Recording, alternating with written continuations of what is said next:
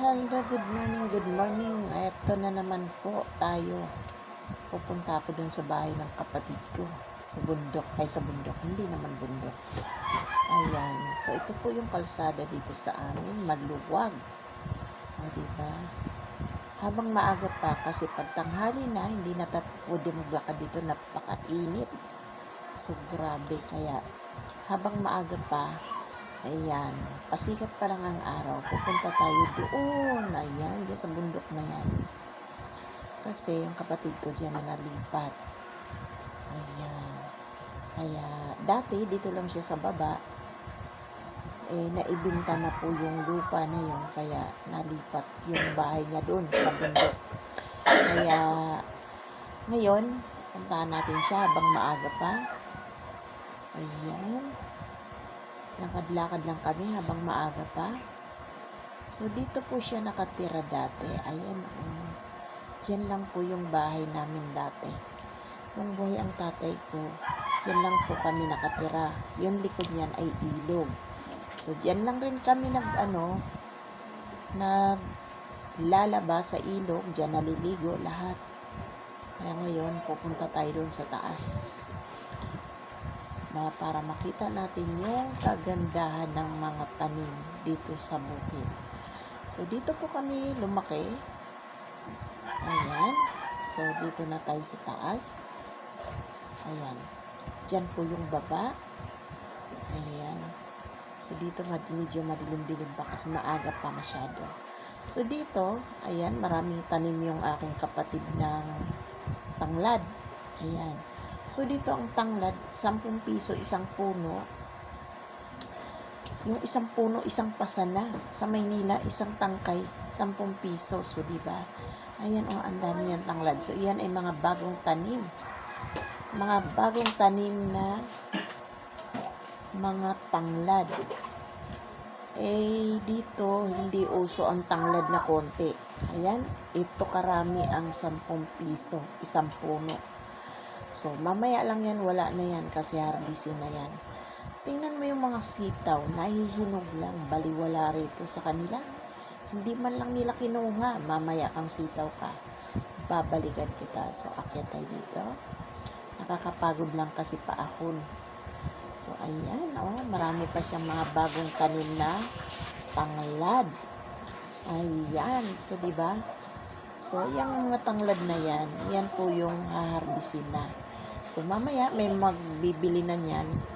So, isang truck yatang tanglad ang dadalhin yan. Kita mo yan, 10 piso lang yan, isang puno. Pero ang dami. Hindi po sila nag-harvest pag kukonti. Ayan, 10 piso lang ang isang puno na yan. So, mamaya lang yan, harvestin na nila yan. Ayan. Kasi nandyan na po yung mag-harvest. Sila, kung sino yung bibili, siya po ang mag-harvest. So, dito, ayan tingnan mo yan. Puro tanglad kasi yan ay pinapalaman nila sa lechon. Ayan, dito may mga kamuting kahoy. Ayan, gabi. So, dito mamaya manguha tayo ng kamuting kahoy. So, dito, ayan, dito po yung, hindi mo akalain, nakarating na pala ako rito sa taas, Ito po yung mga halaman dito. Hindi uso. Ito, may puno ng kamuting kahoy, pwede na harbisin. Ayan, hihingiin natin yan mamaya. Kaya, ayan. So, dito, ayan, may sambong. Sino nakakakilala ng sambong? Ayan ay gamot. Herbal yan. Sambong. Ayan, sa amin gabon. Ito ang mga halaman dito. Mga, ayan, may dogi-dogi. Diba? Hindi man niya ako kilala, pero talagang siguro alam na niya yung amoy na magkakapatid kami ng may-ari dito ng bahay. O, diba? Ang daming bulaklak. At ang daming mga halaman dito, hindi uso ang halaman na maliit. Puro malalaki. O, ayan. Palibasa. Anli sa lupa rito. Ayan. Diba ang gaganda ng mga halaman? Kaya sabi ko, kung nasa Maynila to, ay kumikita na tong mga to. So, diba? Kasi ang mahal ng mga halaman sa Maynila. Ayan dito. Ayan, So, di ba? Ang lalaki ng mga halaman, ang gaganda ng mga bulaklak. Ayan, o, di ba? O, di ba? Ang ganda. Ayan ang mga bulaklak niya. So, di ba? Ang ganda ng ano. Kaya tayo pumunta rito ng maaga kasi mamaya mainit na. Kaya, ayan. Di ba? Napakaganda ng paligid pag umaga. Pag pagising mo, ayan ang gisnan mo, kaya ang ganda, di ba? Puro bulaklak. Fresh na fresh. Ayan. So, di ba?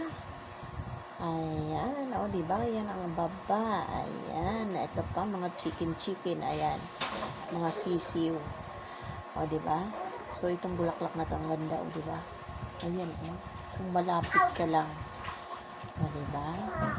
Ayan, thank you guys. Ayan, salamat. Happy watching. Bye.